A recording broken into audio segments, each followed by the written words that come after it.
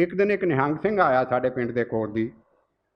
वो आके कहंदा जी ਜਿਹੜੇ मुसलमान सिंह सज जाणगे ਉਹ ਇੱਥੇ ਰਹਿ ਸਕਣਗੇ ਤੇ ਜੇ ਉਹ ਸਿੱਖ ਨਹੀਂ ਬਣਦੇ ਤੇ ਉਹਨਾਂ ਨੂੰ ਪਾਕਿਸਤਾਨ ਜਾਣਾ ਪਏਗਾ। ਮੈਂ ਸ਼ਿਵ ਨੇ ਬੈਠਾ ਮੇਰੇ ਨਾਲ, ਮੈਂ ਗੱਡੀ ਡਰਾਈਵ ਕਰਕੇ ਜਾ ਰਿਹਾ, ਅਸੀਂ ਢੱਲੀ ਨੂੰ ਜਾ ਰਹੇ ਹਾਂ। ਉਹ ਤੇ ਨਾ ਇੱਦਾਂ ਹਵਾ ਵਿੱਚੋਂ ਹਰਫ ਫੜ ਲੈਂਦਾ ਸੀ, ਹਵਾ ਚੋਂ। ਇਸ ਤਰ੍ਹਾਂ ਦੀਆਂ ਕਈ ਕਿਤਾਬਾਂ ਆਉਂਦੀਆਂ ਪੋਇਟਰੀ ਦੀਆਂ ਜਾਂ ਕਹਾਣੀ ਦੀਆਂ ਕਿ ਉਹਦੀਆਂ ਤੁਸੀਂ 2 ਲਾਈਨਾਂ ਵੀ ਨਹੀਂ ਪੜ੍ਹ ਸਕਦੇ। ਪਾਕਿਸਤਾਨ ਦੀ ਮੈਂ ਇੱਕੋ ਹੀ ਗੱਲ ਕਿ ਜਿੰਨੇ ਉਹ ਲੋਕ ਤੁਹਾਨੂੰ ਪਿਆਰ ਕਰਦੇ ਨੇ ਉਹਦਾ ਕੋਈ ਅੰਦਾਜ਼ਾ ਹੀ ਨਹੀਂ ਤੁਸੀਂ ਲਾ ਸਕਦੇ। ਤੋ ਅੰਮ੍ਰਿਤਾ ਪ੍ਰੀਤਮ ਸਾਡੀ ਵਿਚੋਲੀ ਸੀ ਤੇ ਜਿਹੜਾ 1965 ਦੀ ਜੰਗ ਹੈ ਉਹਨੇ ਸਾਡਾ ਵਿਆਹ ਕਰਾ ਦਿੱਤਾ।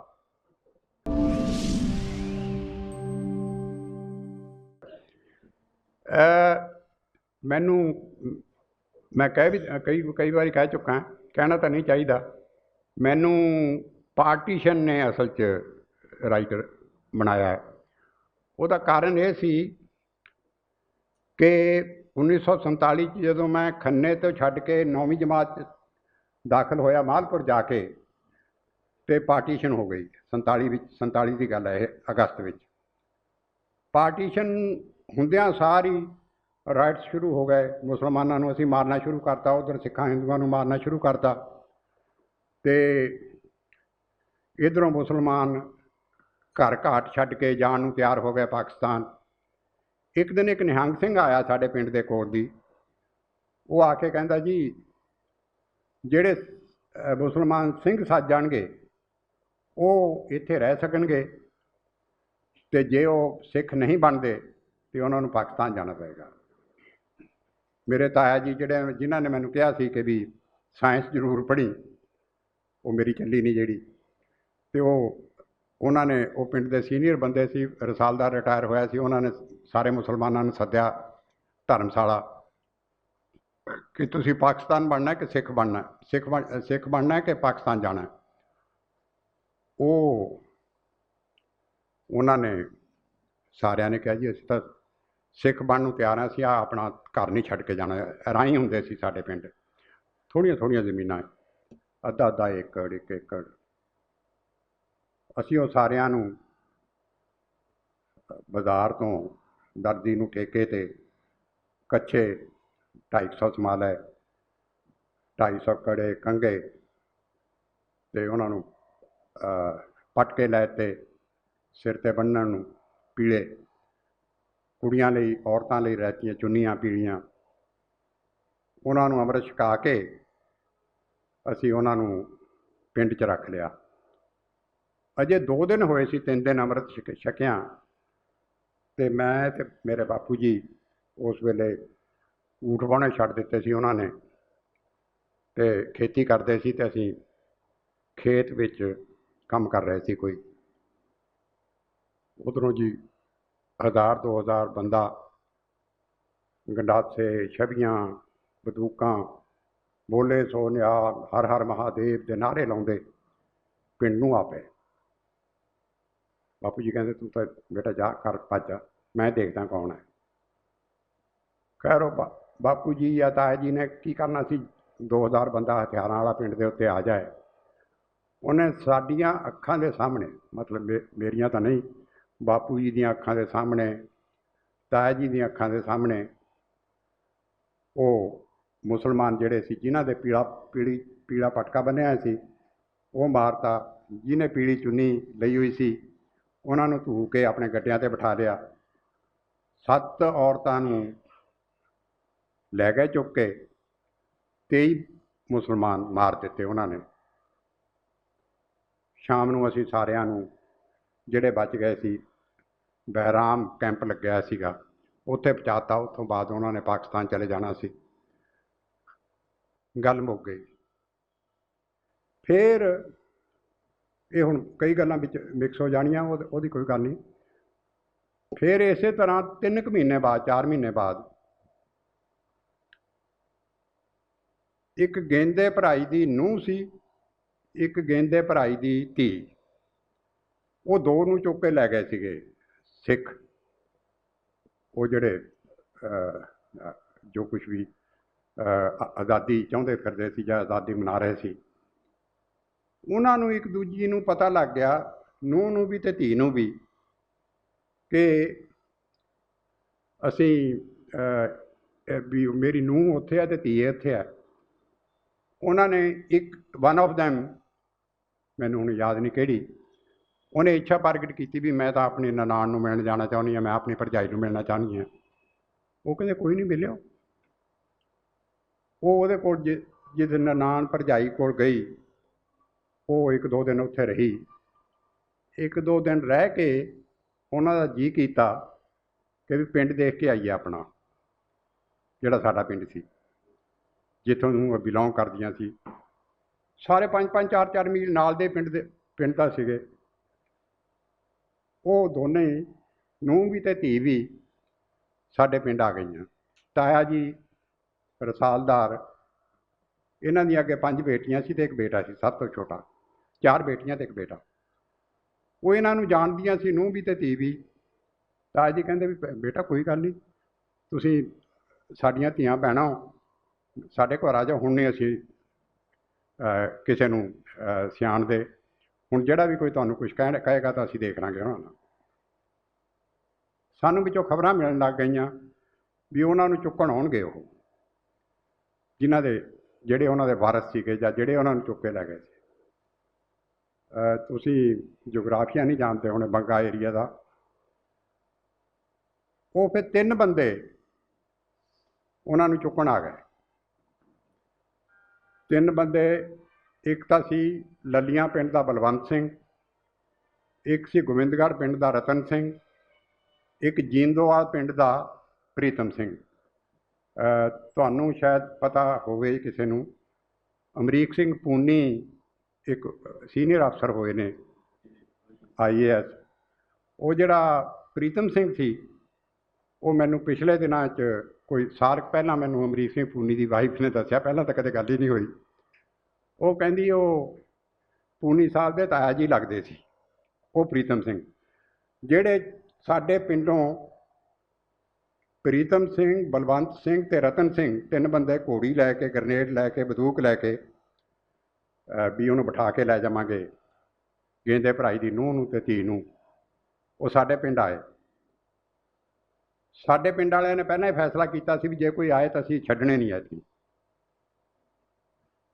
3 सिख पगड़ियां वाले, वो जदों किते बाहर शेड्यूल्ड कास्ट जिहड़ी बस्ती विच आए, तो उत्थे एक मुंडा इस तों तां वड्डा सी 4 साल, रचना। वो रचने नूं कहंदे कि गेंदे भराई दा घर किहड़ा है? उहनूं पता की सुझी, वो जी सीधा ही उन्हां नूं गेंदे भराई दे घर लै गया। गेंदे भराई दे आ जी कहंदा कि अंदर। वो तिन्ने उन्हां नूं अंदर बाड़ के बाहरों कुंडा ला लिया, कुंडा ला के आके ताया जी नूं दसता भी उन्हां नूं चुक्कण आए है। ताया जी ने कहा फिर पिंड विच इक्को दम, छोटा जिहा पिंड है, भी जो तुहाडे कोल हथियार है लैके आ जाओ, हुण आपां ने छड्डणे नहीं।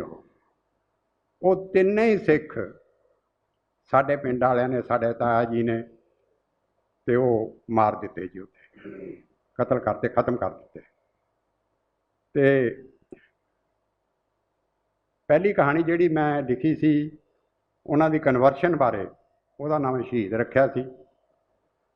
वो फिर खुशवंत सिंह ने जदों land of 5 rivers Punjabi, Urdu, Hindi दीआं कहानियां दी किताब छापी, तो ਉਹਦੇ ਵਿੱਚ मेरी कहानी सादत हसन मंटो की टोबा टेक सिंह कहानी तो नैक्सट पहली टोबा टेक सिंह सी, मंटो की कहानी सी, दूजी मेरी छापी सी खुशवंत ने। मैं बाद में उन्होंने पूछा, कहता मैं कुछ नहीं किया, ਉਹਦੇ ਨਾਲ एक एसोसीएट सी सिंधी लड़की, मैनूं ਉਹਦਾ नाम भुल गया, ਜਿਹੜੀ ਉਹਦੇ ਨਾਲ असिस्ट कर रही सी उस किताब ਨੂੰ ਤਿਆਰ ਕਰਨ 'ਚ। ਉਹ ਕਹਿੰਦਾ ਤੇ ਉਹ ਮੇਰੀ ਜਿਹੜੀ ਅਸਿਸਟੈਂਟ ਹੈ ਨਾ, ਉਹ ਤੇਰੀ ਕਹਾਣੀ ਤੇ ਐਨੀ ਡੁੱਲੀ ਹੋਈ ਸੀ, ਉਹ ਕਹਿੰਦੀ ਇਹ ਤਾਂ ਨੰਬਰ 2 ਤੇ ਮੈਂ ਰੱਖਣੀ ਰੱਖਣੀ ਹੈ। ਉਹਨੇ ਨੰਬਰ 2 ਤੇ ਰੱਖ ਕੇ ਮੇਰੀ ਕਹਾਣੀ, ਜਿਹੜੀ ਫਿਰ ਪਤਾ ਨਹੀਂ ਉਹ ਕਿਤਾਬ ਕਿੱਥੇ ਕਿੱਥੇ ਗਈ, ਇੰਗਲੈਂਡ, ਅਮਰੀਕਾ, ਖੁਸ਼ਵੰਤ ਸਿੰਘ ਦਾ ਤੁਹਾਨੂੰ ਪਤਾ ਨਾਂ ਚੱਲਦਾ। ਇਹ ਫਿਰ ਜਿਹੜੀ ਹੈਗੀ ਹੈ ਇਹਨਾਂ ਤਿੰਨਾਂ ਬੰਦਿਆਂ ਨੂੰ ਮਾਰਨ ਦੀ ਕਹਾਣੀ, ਇਹ ਫਿਰ ਮੈਂ ਇੱਕ ਹੋਰ ਕਹਾਣੀ ਲਿਖੀ, ਉਹਦਾ ਨਾਂ ਸੀ ਅਮਰ ਕਥਾ। ਇਹਨੂੰ ਮੈਂ ਜੋੜਿਆ ਬੰਗਲਾਦੇਸ਼ ਦੀ ਵਾਰ ਨਾਲ, 1971 ਦੀ ਜਿਹੜੀ ਵਾਰ ਹੋਈ ਸੀ। ਉਹ ਮੈਂ ਉਹਦੇ ਵਿੱਚ ਕਹਾਣੀ ਵਿੱਚ ਇਹ ਦੱਸਿਆ ਕਿ ਇੱਕ ਬੁੜਾ ਰੇਡੀਓ ਸੁਣ ਰਿਹਾ, ਉਹਦੇ 'ਤੇ ਖਬਰਾਂ ਆ ਰਹੀਆਂ ਨੇ ਕਿ ਬੰਗਲਾਦੇਸ਼ 'ਚ ਇੰਨੇ ਰੇਪ ਹੋ ਗਏ, ਇੰਨੇ ਮਰਡਰ ਹੋ ਗਏ, ਮੂਰਖ ਨੇ ਸਹੁਰੇ। ਫਿਰ ਉਹ ਸੁਣਦਾ ਇੰਨੇ ਰੇਪ ਹੋਰ ਹੋ ਗਏ, ਮਰਡਰ ਹੋ ਗਏ, ਮੂਰਖ ਨੇ ਸਹੁਰੇ। ਅਤੇ ਉਹਦੀ ਘਰ ਵਾਲੀ ਉਹਨੂੰ ਪੁੱਛਦੀ ਹੈ ਵੀ ਕਿਹਨੂੰ ਮੂਰਖ ਕਹੀ ਜਾਂਦਾ ਤੂੰ? ਕਹਿੰਦੀ ਆ ਬੰਗਲਾਦੇਸ਼ ਵਾਲੇ ਮੂਰਖ ਨੇ, ਹੁਣ ਰੇਪ ਕਰੀ ਜਾਂਦੇ ਆ ਅਤੇ ਮਾਰੀ ਜਾਂਦੇ ਆ, ਸਾਡੇ ਪਿੰਡ ਵੀ ਅਸੀਂ ਇਹੀ ਕੰਮ ਕੀਤਾ ਸੀ ਅਤੇ ਫਿਰ ਉਹ 3 ਬੰਦੇ ਸਾਨੂੰ ਮਾਰਨੇ ਪੈ ਗਏ ਸੀ, ਵਗੈਰਾ ਵਗੈਰਾ। ਉਹ ਮਤਲਬ ਇਹ ਹੈ ਕਿ ਵੀ ਉਹ ਕਹਾਣੀ ਫਿਰ ਜਿਹੜੀ ਅਮਰ ਕਥਾ ਹੈ, ਉਹਦੇ 'ਤੇ ਮੈਨੂੰ ਸਾਹਿਤ ਅਕੈਡਮੀ ਦਾ ਅਵਾਰਡ ਮਿਲਿਆ। ਤੋ ਮੈਂ ਲੋਕਾਂ ਨੂੰ ਇਹ ਕਹਿਣਾ ਹੁੰਦਾ ਵੀ ਇਹ ਜਿਹੜੀ ਪਾਰਟੀਸ਼ਨ ਹੈ, ਉਹਨੇ ਮੈਨੂੰ ਅਸਲੀ ਰਾਈਟਰ ਬਣਾਇਆ ਹੈ। ਇੱਕ ਹੁੰਦਾ ਵੀ ਕੁਦਰਤੀ ਕੁਛ ਇਹ ਹੈ ਵੀ ਚੰਗਾ ਵਾਪਰ ਰਿਹਾ ਹੋਵੇ ਅਤੇ ਰਾਈਟਰ ਕੋਲ ਬਹੁਤਾ ਕੁਛ ਲਿਖਣ ਨੂੰ ਨਹੀਂ ਹੁੰਦਾ। ਬਹੁਤ ਮਾੜੀ ਕੋਈ ਗੱਲ ਹੋ ਜਾਏ, ਉਹਦੇ ਅਗੇਂਸਟ ਲਿਖਣ ਲਈ ਉਹਦੇ ਕੋਲ ਬਹੁਤ ਕੁਝ ਹੁੰਦਾ। ਅਤੇ ਮੇਰੇ ਜ਼ਮਾਨੇ ਦੇ ਵਿੱਚ ਇਹ ਘਟਨਾਵਾਂ ਪਾਰਟੀਸ਼ਨ ਦੀਆਂ ਇੰਨੀਆਂ ਮੇਰੇ ਦਿਮਾਗ ਵਿੱਚ ਸੀਗੀ ਕਿ ਮੈਂ ਰਾਈਟਰ ਬਣ ਗਿਆ ਇਹਨਾਂ ਦੇ ਨਾਤੇ। ਫਿਰ ਹੁਣ ਕਿਉਂਕਿ ਲੱਗਦੀ ਗੱਲ ਪੁੱਛ ਰਹੇ ਹੋ, 1984 ਵਿੱਚ ਜਦ ਇੰਦਰਾ ਗਾਂਧੀ ਦਾ ਕਤਲ ਹੋਇਆ, ਜਦ ਸਿੱਖਾਂ ਨੂੰ ਕਤਲ ਕੀਤਾ ਜਾ ਰਿਹਾ ਸੀ ਇੱਥੇ, ਉਸ ਵੇਲੇ ਫਿਰ ਉਹੀ ਗੱਲ ਰਿਪੀਟ ਹੋਈ। ਉਸ ਵੇਲੇ ਫਿਰ ਕੋਈ ਪਤਾ ਨਾ ਲੱਗੇ ਵੀ ਕੀ ਕਰਨਾ ਕੀ ਨਹੀਂ ਕਰਨਾ। ਅਤੇ ਮੈਂ ਮਾੜਾ ਜਿਹਾ ਸਿਰ 'ਤੇ ਪਗੜੀ ਬੰਨ੍ਹੀ ਹੋਈ ਸੀ, ਆਪਣੇ ਘਰੋਂ ਮਾੜਾ ਜਿਹਾ ਬਾਹਰ ਨਿਕਲਣ ਲੱਗਿਆ ਅਤੇ ਮੇਰੇ ਜਿਹੜਾ ਸਾਡਾ ਨੌਕਰ ਸੀ ਨਾ, ਜਿਹੜਾ ਸਾਡੇ ਰੋਟੀ ਬਣਾਉਂਦਾ ਸੀ, ਉਹ ਡਰਾਈਵਰ ਵੀ ਸੀ ਮੇਰੀ ਮਿਸਿਸ ਦੇ ਦਫ਼ਤਰ ਵਿੱਚ ਲੱਗਿਆ ਹੋਇਆ। ਇਹਨਾਂ ਨੇ ਨੌਕਰੀ ਦਵਾਈ ਸੀ ਉਹਨੂੰ। ਮੈਂ ਬਾਹਰ ਨਿਕਲਣ ਲੱਗਿਆ ਅਤੇ ਉਹਨੇ ਮੈਨੂੰ ਨਾ ਧੱਕਾ ਦੇ ਕੇ ਅੰਦਰ ਸਿੱਟਿਆ। ਆਪਕੋ ਪਤਾ ਹੈ ਸਿੱਖੋं का कैसे कत्ल हो रहा है बाहर? ਧੱਕਾ ਦੇ ਕੇ ਉਸਨੇ, ਡਰਾਈਵਰ ਨੇ ਮੈਨੂੰ ਅੰਦਰ, ਉਹ ਉੱਤਰਾਖੰਡ ਦਾ ਸੀ, ਹੈਗਾ ਹਾਲੇ ਜ਼ਿੰਦਾ, ਉਹਦੀ ਵਾਈਫ ਵੀ ਜ਼ਿੰਦਾ, ਅਤੇ ਉਹਨੇ ਮੈਨੂੰ ਧੱਕਾ ਦੇ ਕੇ ਅੰਦਰ ਵਾਰਤਾ ਕਿ ਵੀ ਬਾਹਰ ਤਾਂ ਸਿੱਖ ਇੱਦਾਂ ਮਾਰੇ ਜਾ ਰਹੇ ਨੇ। ਸੋ ਉਹਦੇ ਬਾਰੇ ਵੀ ਮੈਂ ਕਹਾਣੀ ਲਿਖੀ ਹੈ, ਬਲਕਿ ਉਹਦਾ ਹੁਣ ਇੱਕ ਨਾਵਲ ਬਣ ਗਿਆ। ਉਹ ਪਿਛਲੇ 2 ਮਹੀਨੇ ਜਿਹੜਾ ਨਾਵਲ ਮੈਂ ਲਿਖਿਆ ਸੀ, ਉਹ ਹਿੰਦ ਸਮਾਚਾਰ ਵਿੱਚ ਵੀ, ਪੰਜਾਬ ਕੇਸਰੀ 'ਚ ਵੀ ਅਤੇ ਜਗਬਾਣੀ, 3 ਐਡੀਸ਼ਨਾਂ 'ਚ 9 ਕਿਸ਼ਤਾਂ ਛਪੀਆਂ ਉਹਦੀਆਂ, 3 'ਚ ਤਰਜਮਾ ਕਰਕੇ ਉਹਨਾਂ ਨੇ ਛਾਪਿਆ। ਮੇਰਾ ਕਹਿਣ ਦਾ ਮਤਲਬ ਇਹ ਹੈ ਕਿ ਇਹ ਜਿਹੜੀਆਂ ਖੌਫਨਾਕ ਘਟਨਾਵਾਂ ਨੇ, ਜੇ ਤੁਸੀਂ ਇਹਨਾਂ ਦੇ ਬਾਰੇ ਕੋਈ ਐਂਗਲ ਰੱਖਦੇ ਹੋ, ਤੁਹਾਡਾ ਕੋਈ ਦ੍ਰਿਸ਼ਟੀਕੋਣ ਹੈ, ਤੁਸੀਂ ਐਂਗਲ ਨੂੰ, ਤੁਸੀਂ ਉਹਨਾਂ ਨੂੰ ਕੰਡੈਮ ਕਰ ਸਕਦੇ ਹੋ, ਤਾਂ ਸੱਚਮੁੱਚ ਪੀਸ ਆਫ ਆਰਟ ਬਣ ਜਾਂਦਾ। ਇਸ ਤਰ੍ਹਾਂ ਮੈਂ ਰਾਈਟਰ ਬਣਿਆ। ਵਿਆਹ ਵਾਲੀ ਇੱਕ ਇੱਧਰੋਂ ਹੋਰ ਗੱਲ ਆਈ ਸੀ ਮੈਨੂੰ, ਉਹ ਦੇਖ ਰਹੇ ਨੇ। ਹਾਂ, ਸ਼ਿਵ ਦਾ ਤਾਂ ਇੱਦਾਂ ਹੈ ਕਿ ਹਾਲ ਇਹੀ ਸੀ ਕਿ ਮੈਂ, ਕਿਉਂਕਿ ਇਹਦਾ ਪੀੜਾਂ ਦਾ ਪਰਾਗਾ ਜਦੋਂ ਛਪੀ ਸੀ ਨਾ, ਅਤੇ ਸ਼ਿਵ ਦੇ ਪਬਲਿਸ਼ਰ ਨੇ, ਮੈਂ MS ਰੰਧਾਵਾ ਦੇ ਦਫ਼ਤਰ 'ਚ ਕੰਮ ਕਰਦਾ ਸੀ, ਮੈਨੂੰ ਉਹ ਕਿਤਾਬ ਇਸ ਕਰਕੇ ਭੇਜੀ ਸੀ ਵੀ ਇਹ ਕਿਤਾਬ ਕਿਸੇ ਤਰੀਕੇ ਨਾਲ ਰੰਧਾਵੇ ਦੀ ਨਜ਼ਰ ਚੜ੍ਹ ਜਾਏ। ਸ਼ਿਵ ਕੁਮਾਰ ਦੀ ਚਾਹਨਾ ਸੀ ਜਾਂ ਨਹੀਂ ਸੀ, ਜਾਂ ਪਬਲਿਸ਼ਰ ਦੀ ਸੀ, ਤਾਂ ਸ਼ਿਵ ਮੇਰਾ ਵਾਕਫ ਤਾਂ ਪਹਿਲੀ ਕਿਤਾਬ ਤੋਂ ਹੀ ਬਣ ਗਿਆ ਸੀ। ਫਿਰ ਇਹ ਸੀ ਕਿ ਕਿਉਂਕਿ ਮੈਂ ਦਿੱਲੀ ਹੁੰਦਾ ਸੀ, ਜਦੋਂ ਵੀ ਉਹਨੇ ਦਿੱਲੀ ਆਉਣਾ ਅਤੇ ਜਾਂ ਉਹ ਮੇਰੇ ਘਰ ਠਹਿਰਦਾ ਸੀ ਜਾਂ ਅੰਮ੍ਰਿਤਾ ਪ੍ਰੀਤਮ ਦੇ ਘਰ, ਅਤੇ ਬਹੁਤੀ ਵਾਰੀ ਅੰਮ੍ਰਿਤਾ ਪ੍ਰੀਤਮ ਬਿਜ਼ੀ ਹੁੰਦੀ ਸੀ ਅਤੇ ਮੇਰੇ ਕੋਲ ਆ ਜਾਂਦਾ ਸੀ। ਇੱਕ ਹੋਰ ਦਿਲਚਸਪ ਸ਼ਿਵ ਦੀ ਗੱਲ ਦੱਸਾਂ, ਜਦੋਂ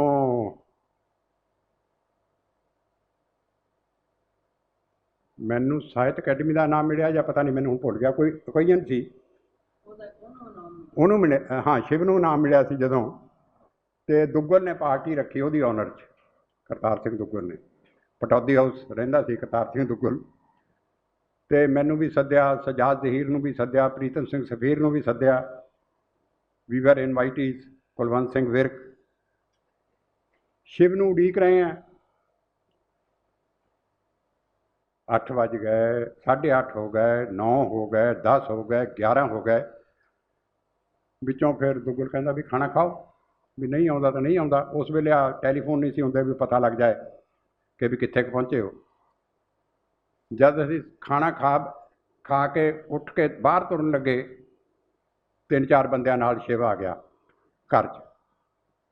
ਗੱਡੀ ਕਿਰਾਏ 'ਤੇ ਕੀਤੀ ਹੋਈ, ਟੈਕਸੀ ਟੁਕਸੀ ਜੋ ਵੀ, ਜਾਂ ਉਹਨਾਂ 'ਚੋਂ ਕਿਸੇ ਦੀ ਹੋਏਗੀ। ਜਿਹੜੇ ਸ਼ਿਵ ਦੇ ਫੈਨ ਸੀ, ਉਹਦੇ ਫੈਨ ਵੀ ਬੜੇ ਸੀ। ਦੁੱਗਲ ਕਹਿੰਦਾ ਨਾਲਾਇਕ,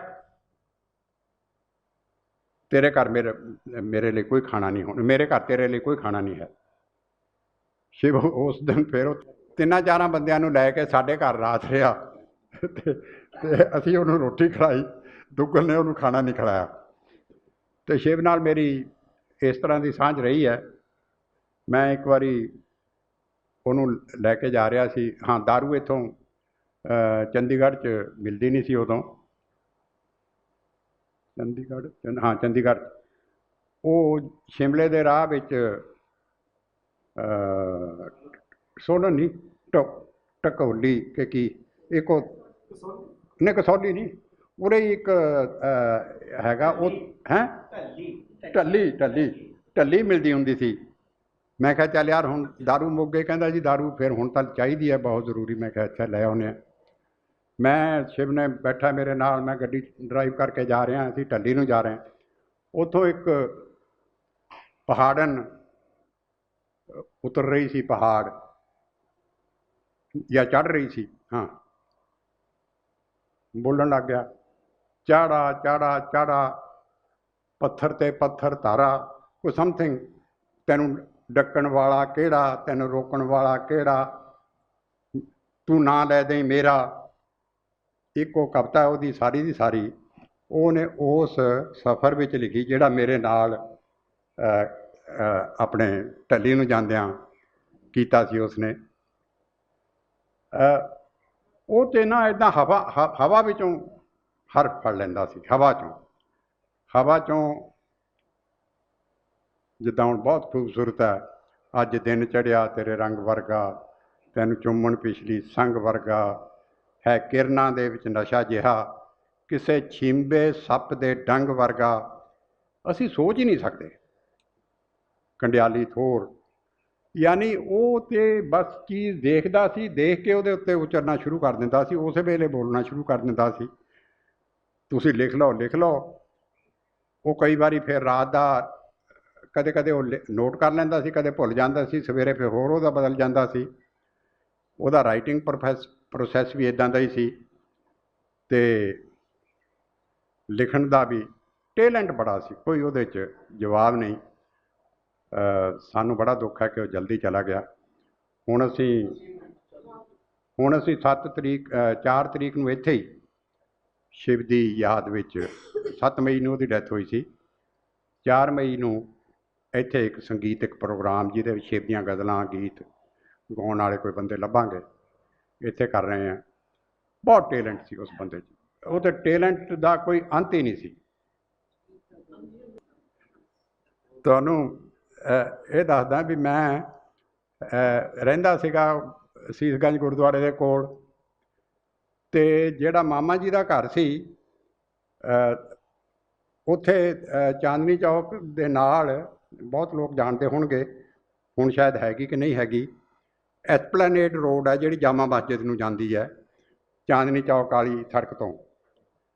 ਉਹਨੂੰ ਸਾਈਕਲ ਮਾਰਕੀਟ ਕਹਿੰਦੇ ਆ, ਸਾਈਕਲ ਆ ਉੱਥੇ ਹੁੰਦਾ। ਉਹ ਸਾਈਕਲ ਮਾਰਕੀਟ ਦੇ ਇੱਧਰ ਨਾਲ ਦੀ ਗਲੀ ਵਿੱਚ ਮਾਮਾ ਜੀ ਦਾ ਘਰ ਸੀ।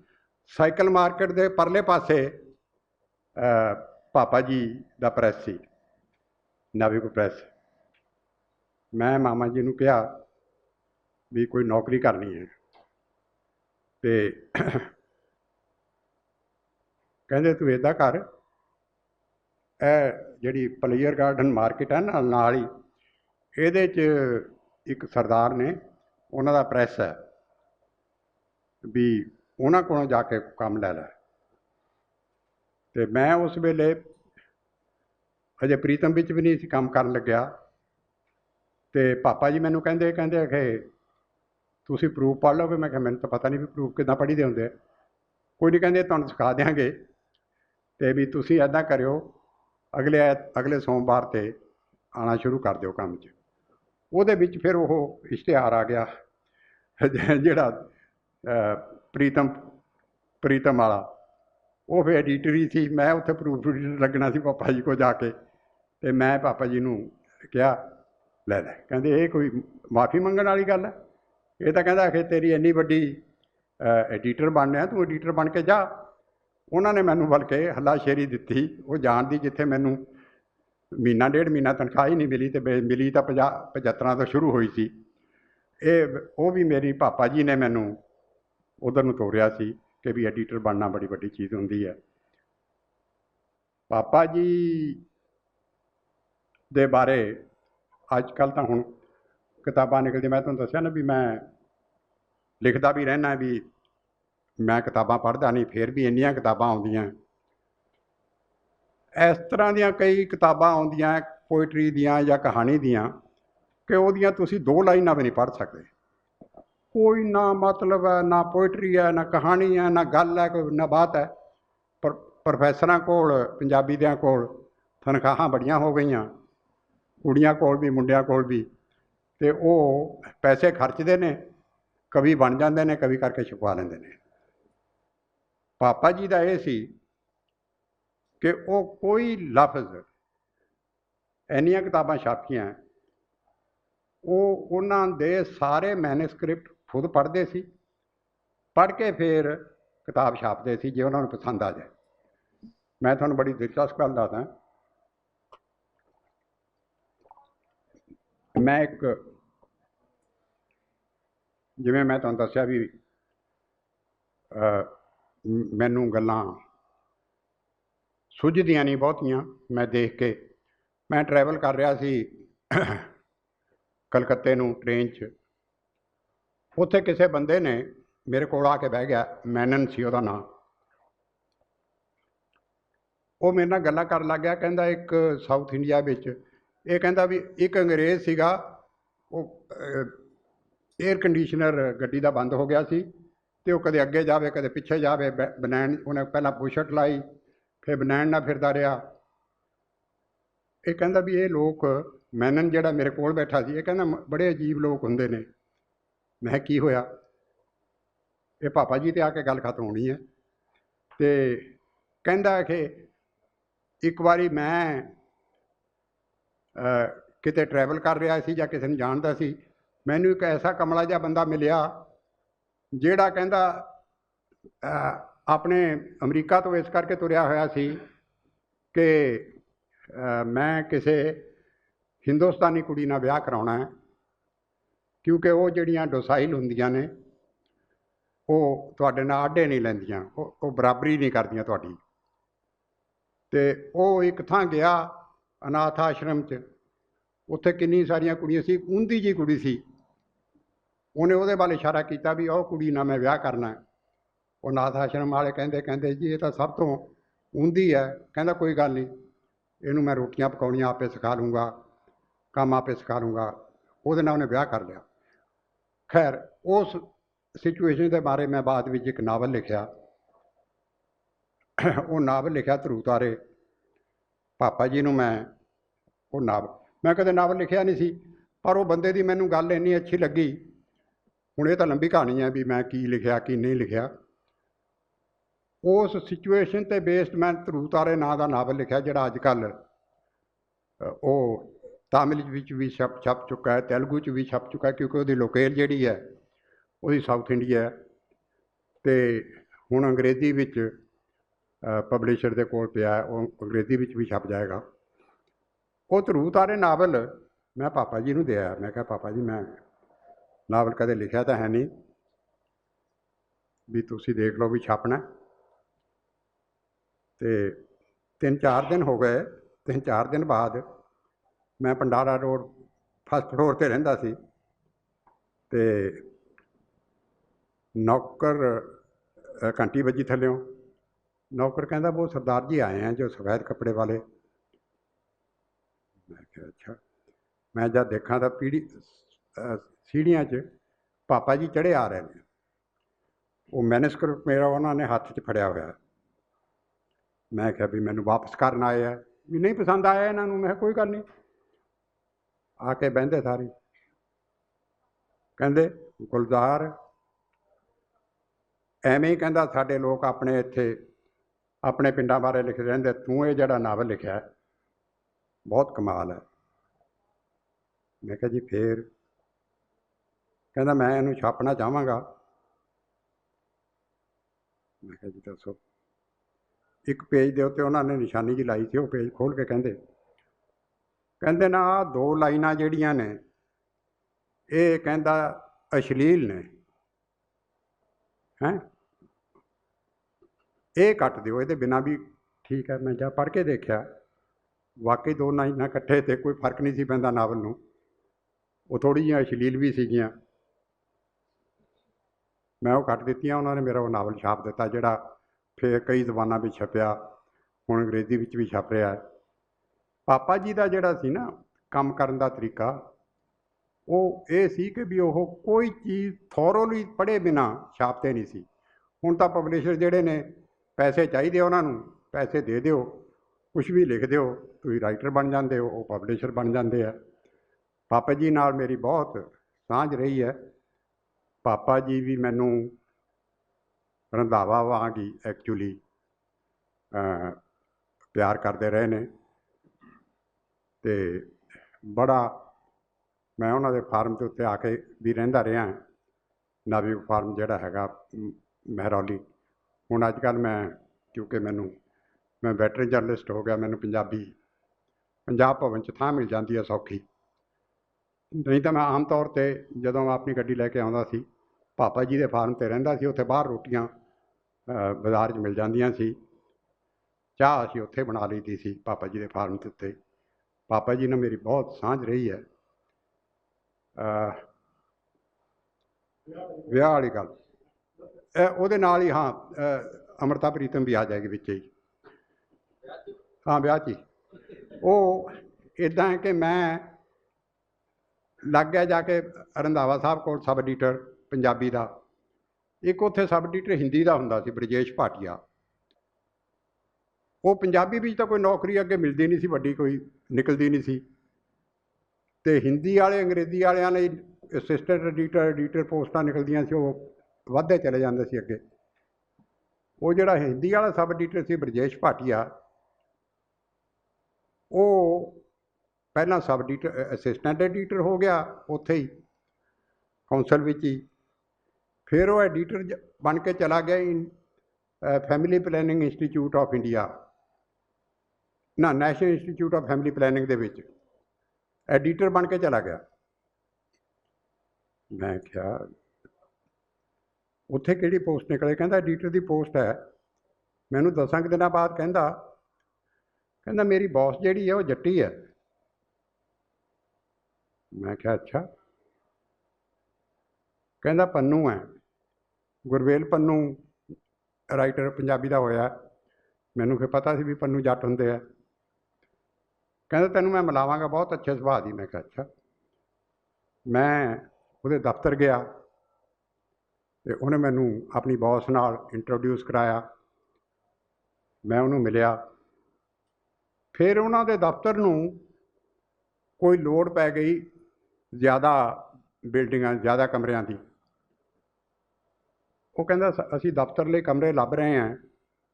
मैं क्या भी अमृता प्रीतम जिहड़ी है ना वो अपना थल्ले वाला पोर्शन किराए पर देना चाहती, उपर आप शिफ्ट उपर कर जाना उन्हें। वो कहता फिर की करिए? मैं क्या पहला देख लो तुसीं, फिर किराए का फैसला हो जू भी कितना किराया मंगती है। वो तो उन्हें अपनी बॉस नाल ब्रजेश ने गल की कि अमृता प्रीतम का थल्ले का फ्लोर जिहड़ा फ्लैट वो असी देखण जा रहे हैं, वो किराए पर दे रही है। भी मैं देखण जा रहा, मेरा दोस्त जिहड़ा गुलजार है ना वो जानदा अमृता प्रीतम नूं, भी वो लिजा रहा मैनू। ਉਹਦੀ ਬੌਸ ਕਹਿੰਦੀ ਵੀ ਜੇ ਤੁਸੀਂ ਅੰਮ੍ਰਿਤਾ ਪ੍ਰੀਤਮ ਨੂੰ ਮਿਲਣ ਜਾ ਰਹੇ ਹੋ, ਅੰਮ੍ਰਿਤਾ ਪ੍ਰੀਤਮ ਨੂੰ ਤਾਂ ਮੈਂ ਵੀ ਦੇਖਣਾ। ਉਹ ਬੌਸ ਜਿਹੜੀ ਆ ਬੈਠੀ ਹੈ ਇਹ ਕਹਿੰਦੀ ਇਹਦੀ ਅਸਲੀ ਮੁਲਾਕਾਤ ਮੇਰੇ ਨਾਲ ਜਿਹੜੀ ਹੈ ਨਾ ਉਹ ਅੰਮ੍ਰਿਤਾ ਪ੍ਰੀਤਮ ਦੇ ਘਰ ਹੋਈ। ਉਹ ਅੰਮ੍ਰਿਤਾ ਪ੍ਰੀਤਮ ਦਾ ਮਕਾਨ ਤਾਂ ਕਿਰਾਏ 'ਤੇ ਨਹੀਂ ਚੜ੍ਹਿਆ, ਸਾਡਾ ਵਿਆਹ ਹੋ ਗਿਆ। ਸਾਡੇ ਵਿਆਹ ਦੀ ਇੱਕ ਹੋਰ ਵੀ ਗੱਲ ਦੱਸਦੇ ਹਾਂ। ਫਿਰ 1966 ਦੀ 65 ਦੀ ਜੰਗ ਲੱਗ ਗਈ। 65 ਦੀ ਜੰਗ ਲੱਗ ਗਈ ਅਤੇ ਸਾਡੇ ਲੋਕਾਂ ਨੇ, ਸਾਡੀ ਇੰਡੀਅਨ ਆਰਮੀ ਨੇ ਬਹੁਤ ਸਾਰੇ ਉੱਧਰ ਪਿੰਡ ਜਿਹੜੇ ਆ ਖਾਲੀ ਕਰਾ ਲਏ, ਜਿੱਤ ਲਏ ਪਾਕਿਸਤਾਨ ਦੇ। ਅਤੇ ਸਾਰੀ ਦੁਨੀਆ ਉਹ ਆਕਿਊਪਾਈ ਕੀਤੇ ਹੋਏ ਪਿੰਡ ਦੇਖਣ ਜਾਇਆ ਕਰਦੀ ਸੀ ਬਾਰਡਰ ਦੇ ਉੱਤੇ। ਅਤੇ ਮੈਨੂੰ ਇੱਕ ਦਿਨ ਉਹੀ ਬਰਜੇਸ਼ ਕਹਿੰਦਾ ਅਸੀਂ ਬਾਰਡਰ ਦੇਖਣ ਜਾ ਰਹੇ ਹਾਂ ਜਿੱਥੇ ਆਪਾਂ ਨੇ ਆਪਣੀ ਆਰਮੀ ਨੇ ਪਿੰਡ ਜਿੱਤੇ ਹੋਏ ਆ, ਵੀ ਤੂੰ ਸਾਡੇ ਨਾਲ ਚੱਲ। ਮੈਂ ਕਿਹਾ ਤੁਸੀਂ ਕੌਣ ਹੋ? ਕਹਿੰਦਾ ਸਾਡੀ ਘਰ ਦੀ ਹੈ। ਕਹਿੰਦਾ ਵੀ ਆਪਣੇ ਸਾਡੇ ਦਫ਼ਤਰ ਦੀ ਬੱਸ ਹੈ, ਅਸੀਂ ਇੱਕ ਬੰਦਾ ਹੋਰ ਬਿਠਾ ਸਕਦੇ ਹਾਂ, ਤੂੰ ਕਿਰਾਇਆ ਤੇਰੇ ਕੋਲ ਲੈ ਲਾਂਗੇ ਜੋ ਵੀ ਖਰਚਾ ਹੋਊਗਾ। ਮੈਂ ਕਿਹਾ ਵੀ ਦੇਖਣ ਨੂੰ ਤਾਂ ਮੇਰਾ ਬਹੁਤ ਜੀਅ ਕਰਦਾ ਹੈ ਬਾਰਡਰ ਦੇ ਜਿੱਤੇ ਹੋਏ ਪਿੰਡ, ਪਰ ਮੈਂ ਤੁਹਾਡੀ ਬੱਸ ਵਿੱਚ ਨਹੀਂ ਜਾਣਾ ਚਾਹੁੰਦਾ। ਉਹ ਕਹਿੰਦਾ ਵੀ ਨਹੀਂ ਜਾਣਾ ਚਾਹੁੰਦਾ ਤਾਂ ਨਾ ਸਹੀ, ਫਿਰ ਹੁਣ ਕੀ ਹੋ ਸਕਦਾ? ਮੈਂ ਕਿਹਾ ਮੈਂ ਨਹੀਂ ਜਾਣਾ। ਤਾਰਾ ਸਿੰਘ ਕਾਮਲ ਪੰਜਾਬੀ ਦੇ ਪੋਇਟ ਹੋਏ ਨੇ, ਉਹ ਕਾਮਲ ਨਾਂ ਨਹੀਂ ਸੀ ਲਿਖਦੇ ਆਪਣੇ ਨਾਂ, ਪਹਿਲਾਂ ਕਾਮਲ ਲਿਖਦੇ ਸੀ, ਹਟਾ ਦਿੱਤਾ ਸੀ ਉਹਨਾਂ ਨੇ। ਮੈਂ ਤਾਰਾ ਸਿੰਘ ਨੂੰ ਕਿਹਾ, ਮੈਂ ਕਿਹਾ ਉਹ ਜਿੱਤੇ ਹੋਏ ਪਿੰਡ ਦੇਖਣ ਜਾਣਾ? ਕਹਿੰਦਾ ਹਾਂ। ਮੇਰੇ ਕੋਲ ਮੋਟਰਸਾਈਕਲ ਸੀ ਬੁਲਟ, ਅਤੇ ਅਸੀਂ ਦੋਨੇ ਹੀ ਨਾ ਬੁਲਟ ਮੋਟਰਸਾਈਕਲ 'ਤੇ ਚੜ੍ਹੇ। ਪਹਿਲੀ ਰਾਤ ਅਸੀਂ ਰਹਿਣਾ ਸੀ ਆਪਣੇ ਪਿੰਡ, ਮੇਰੇ ਪਿੰਡ। ਪਹਿਲਾਂ ਤਾਂ ਅਸੀਂ ਉਹ ਗਿਰਜਾ ਘਰ, ਜਿਹੜਾ ਅੰਬਾਲੇ ਦਾ ਗਿਰਜਾ ਘਰ ਸੀ, ਥੋੜ੍ਹਾ ਜਿਹਾ ਡੈਮੇਜ ਹੋ ਗਿਆ ਸੀ, ਉਹ ਰੁਕ ਕੇ ਦੇਖਿਆ ਵੀ ਆਹ ਪਾਕਿਸਤਾਨੀਆਂ ਨੇ ਡੈਮੇਜ ਕੀਤਾ ਹੋਇਆ, ਹਵਾਬਾਰੀ ਨੇ।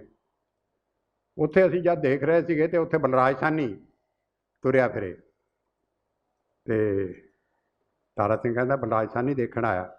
ਤਾਰਾ ਸਿੰਘ ਮੇਰੇ ਨਾਲ ਜ਼ਿਆਦਾ ਐਗਰੈਸਿਵ ਸੀ। ਉਹ ਕਹਿੰਦਾ ਸਾਹਨੀ ਸਾਹਿਬ ਤੁਸੀਂ ਬੰਬਈ ਤੋਂ ਇਹ ਦੇਖਣ ਆਏ ਹੋ ਪਿੰਡ? ਕਹਿੰਦਾ ਹਾਂ ਜੀ, ਅਸੀਂ ਪਿੰਡ ਦੇਖ ਕੇ ਆਏ ਹਾਂ ਜਿਹੜੇ ਜਿੱਤੇ ਹੋਏ ਆ, ਹੁਣ ਅਸੀਂ ਵਾਪਸ ਜਾ ਰਹੇ ਹਾਂ। ਮਤਲਬ ਉਸ ਵੇਲੇ ਇੰਨੀ ਉਹ ਵੱਡੀ ਗੱਲ ਸੀ ਇੰਡੀਅਨਜ਼ ਵਾਸਤੇ ਕਿ ਅਸੀਂ ਪਾਕਿਸਤਾਨ ਦੇ ਪਿੰਡ ਜਿੱਤ ਲਏ ਆ ਅਤੇ ਪਿੰਡ ਖਾਲੀ ਕਰਕੇ ਲੋਕ ਪਿੱਛੇ ਚਲੇ ਗਏ ਨੇ। ਅਤੇ ਮੈਂ ਔਰ ਤਾਰਾ ਸਿੰਘ ਉੱਥੇ ਪਹਿਲੀ ਰਾਤ ਆਪਣੇ ਪਿੰਡ ਰਹੇ। ਅਗਲੀ ਰਾਤ ਫਿਰ ਇਹ ਸੁਰਜੀਤ ਦਾ ਪਿੰਡ ਉੱਥੇ ਬਾਰਡਰ ਦੇ ਨੇੜੇ ਹੀ ਹੈ, ਨੌਸ਼ਹਿਰਾ ਪੰਨੂਆ, ਜਿਹੜੇ ਮੇਰੇ ਮਿਸਿਜ਼ ਨੇ ਉਹ ਅੱਜ ਕੱਲ੍ਹ। ਮੈਂ ਕਿਹਾ ਵੀ ਆਪਾਂ ਇੱਕ ਰਾਤ ਉੱਥੇ ਰਹਿ ਲਾਂਗੇ ਜਾ ਕੇ, ਕਿਉਂਕਿ ਉਹ ਬੱਸ ਜਿਹੜੀ ਸੀ ਇਹਨਾਂ ਦੀ ਆ ਗਈ ਸੀ ਪਿੰਡ ਦੇਖ ਕੇ, ਅਤੇ ਇਹ 5-7 ਦਿਨ ਆਪਣੇ ਪਿੰਡ ਰਹਿਣਾ ਚਾਹੁੰਦੇ ਸੀਗੇ। ਮੈਂ ਕਿਹਾ ਵੀ ਉਹ ਹਲੇ ਉੱਥੇ ਹੀ ਹੈ, ਮੈਨੂੰ ਜਾਣਦੀ ਹੈ, ਅੰਮ੍ਰਿਤਾ ਪ੍ਰੀਤਮ ਦੇ ਘਰ ਅਸੀਂ ਮਿਲੇ ਹੋਏ ਹਾਂ, ਵੀ ਆਪਾਂ ਉੱਥੇ ਰਾਤ ਰਹਿ ਲਾਂਗੇ ਉਹਨਾਂ ਦੇ ਘਰ। ਅਸੀਂ ਰਾਤ ਉੱਥੇ ਰਹੇ ਅਤੇ ਤਾਰਾ ਸਿੰਘ ਬਹੁਤ ਰੌਣਕੀ ਬੰਦਾ ਸੀ, ਬਹੁਤ ਗੱਲ ਉਹਨੂੰ ਫੁਰਦੀ ਸੀ, ਅਤੇ ਉਹ ਰਾਤ ਨੂੰ ਪੈਗ ਸ਼ੈਗ ਲਾਉਂਦਿਆਂ ਉਹਨੇ ਕਈ ਗੱਲਾਂ ਸੁਣਾਈਆਂ। ਅਤੇ ਸੁਰਜੀਤ ਦਾ ਭਰਾ ਇਹਦੇ ਨਾਲ 7 ਸਾਲ ਵੱਡਾ ਸੀ, ਹੁਣ ਤਾਂ ਡੈਥ ਹੋਈ ਨੂੰ ਵੀ ਬਹੁਤ ਸਾਲ ਹੋ ਗਏ। ਉਹ ਸੁਰਜੀਤ ਦੇ ਭਰਾ ਨੂੰ ਬਹੁਤ ਚੰਗਾ ਲੱਗਿਆ ਤਾਰਾ ਸਿੰਘ। ਅਗਲੇ ਦਿਨ ਉਹ ਕਹਿੰਦਾ ਵੀ ਜੇ ਤੁਸੀਂ ਦੇਖਣ ਜਾ ਰਹੇ ਹੋ ਮੋਟਰਸਾਈਕਲ ਦੇ ਉੱਤੇ, ਅਤੇ ਤੁਸੀਂ ਜੋ ਤਿੰਨ ਜਣੇ ਔਖੇ ਹੋ ਕੇ ਮੈਂ ਵੀ ਆਪਣਾ ਮੋਟਰਸਾਈਕਲ ਕੱਢ ਲੈਣ। ਉਹਦੇ ਕੋਲ ਵੀ ਬੁਲਟ ਸੀ, ਉਹਨੇ ਬੁਲਟ ਕੱਢ ਲਿਆ, ਉਹਨੇ ਆਪਣੇ ਕੋਲ ਨਾਲ ਬਿਠਾ ਲਿਆ ਤਾਰਾ ਸਿੰਘ ਨੂੰ, ਅਤੇ ਸੁਰਜੀਤ ਨੂੰ ਬਿਠਾ ਦਿੱਤਾ ਮੇਰੇ ਕੋਲ, ਕਿਉਂਕਿ ਤਾਰਾ ਸਿੰਘ ਉਹਨੂੰ ਪਸੰਦ ਸੀ, ਵੀ ਉਹਨੂੰ ਭੈਣ ਨਾਲ ਕੀ ਗੱਲਾਂ ਕਰਨੀਆਂ ਉਹਨੇ। ਅਤੇ ਅਸੀਂ ਸਾਰੇ ਫਿਰ ਜਿਹੜੇ ਪਿੰਡ ਜਿੱਤੇ ਹੋਏ ਦੇਖੇ, ਉਹ ਵੀ ਸਾਨੂੰ ਬਹੁਤ ਅੱਛਾ ਲੱਗਿਆ। ਉਹ ਪਿੰਡਾਂ ਦੀ ਜਿੱਤ ਨੇ ਜਿਹੜਾ ਸਾਡਾ ਰਿਸ਼ਤਾ ਸੀ ਹੋਰ ਪੱਕਾ ਕਰਤਾ। ਤੋ ਅੰਮ੍ਰਿਤਾ ਪ੍ਰੀਤਮ ਸਾਡੀ ਵਿਚੋਲੀ ਸੀ, ਅਤੇ ਜਿਹੜਾ 1965 ਦੀ ਜੰਗ ਹੈ ਉਹਨੇ ਸਾਡਾ ਵਿਆਹ ਕਰਾ ਦਿੱਤਾ। ਵਿਆਹ ਦੀ ਗੱਲ ਤਾਂ ਇੰਨੀ ਹੈ। ਐਨੀਵੇ, ਵਾਈਂਡ ਅਪ ਕਰਨ ਲਈ ਪਾਕਿਸਤਾਨ ਦੀ ਮੈਂ ਇੱਕੋ ਹੀ ਗੱਲ, ਵੈਸੇ ਤਾਂ ਮੇਰਾ ਉਹ ਆਰਟੀਕਲ ਜਿਹੜੇ ਨੇ ਅਜੀਤ ਵਿੱਚ ਮੇਰਾ ਕਾਲਮ ਛਪਦਾ ਹਰ ਹਫ਼ਤੇ, ਪਿਛਲੇ 3 ਹਫ਼ਤੇ ਤੋਂ ਛਪ ਰਹੇ ਨੇ, 2 ਹਫ਼ਤੇ ਹੋਰ ਛਪਣੇ ਆ। मैं वो सारे लिखी जाना। पर मुक्कदी गल ये है कि जिन्ने वो लोग तुहानू प्यार करते हैं ਉਹਦਾ कोई अंदाज़ा ही नहीं तुसी ला सकते। ਜਿਹੜੇ क्लीन शेवन ने उन्होंने तो हौली हौली जानन लगते है। मेरे वर्गे जिन्होंने पगड़ी बनी हुई है, दाढ़ी भी है, तो वो जेड़े है ना जिन्नी इज्जत वो करते हैं देख के दाढ़ी पगड़ी, आदमी भज के आके फोटो खिचाते अपने नाल, जफ्फियाँ पाते है, मिलते है। असी पहला समझते सी भी ये शायद पोलीटिकल मूव है। पोलीटिकल तो पॉलिटिक्स तो हुण पोलीटिकल बंदे तो होर, असीं तो पोलीटिकल बंदिਆਂ ਨੂੰ मिल के नहीं आए। असीं तो आम लोगों ਨੂੰ ਜਿਹੜੇ किला देखते फिरते हैं ਜਾਂ इकबाल पार्क देखते फिरते हैं ਜਾਂ महाराजा रणजीत सिंह की समाध देखते फिरते हैं, वो इदा समझते सी भी ये नवजोत सिद्धू दे ही कलैन चों ने ये मैनू, ते भज भज के फोटोआं खिचाउंदे सी। सलामां दा कोई अंत नहीं रहा। इत्थों तक कि बीबियां वो जिहड़ियां ने ना वो भी अगे आ जान, सरदार साहब ऐ सलाम करके, मेरा बच्चा आपके साथ फ़ोटो खिंचाना चाहता है। मैं कहा जी खिंचा लो। एक था मैं देखा वो बच्चा था उन्होंने मेरे अगे खड़ा करता, आप 6 दियाँ 6 पिछे खड़ियाँ हो गई। पर असल में वो आप खिचाउणियाँ चाहुंदी सी फोटो मेरे नाल भी असीं सरदार दा फोटो खिचा के आए हैं। बहुत प्यार करते हैं, कोई अंदाज़ा ही नहीं। वो हुण मैं कंसोलीडेट करके सारियां जिहड़ियां मैं लिख रहा, मकाली साहित अपना परचा जिहड़ा छपदा है पंजाबी साहित सभा वालों, ਉਹਦੇ ਵਿੱਚ मैं देंगा उन्होंने तरतीब बदल के थोड़ी जी, ताकि वो रीडेबल हो जाए। बाकी गल्लां तुसीं ਉਹਦੇ 'ਚ पढ़ लैणियां। मैं हुण थक गया। Thank you very very much.